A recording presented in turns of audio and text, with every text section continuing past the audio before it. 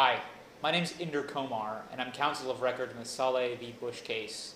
I represent Ms. Saleh in her case against members of the Bush administration regarding the legality of the Iraq War.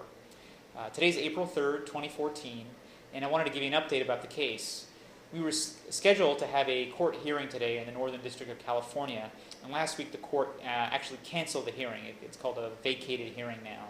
And all that means is the court is deciding to review the matter based on the papers that have been presented by myself and by the Department of Justice, which is representing the 6 defendants in this action. Those papers include the amended complaint that Ms. Saleh filed last March, the motion to dismiss filed by the Department of Justice, and my response to the motion to dismiss, which we filed in January of this year.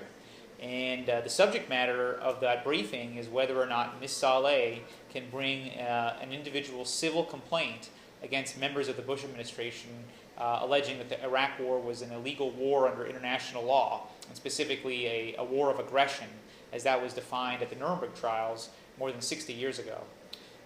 So that's where we are on the case. The court order could come down any moment. It could come down today, tomorrow, next week, I guess potentially next month, although we hope it won't take that long. And what the court will be deciding is whether Ms. Saleh, in fact, has the ability to pursue her claims against members of the Bush administration here in the Northern District of California. So we're waiting on pins and needles to see what happens next.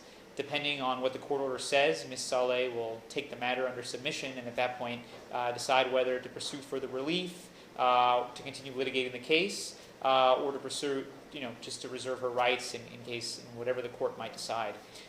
This is a very serious and weighty issue, and we're very excited to see how the court will rule.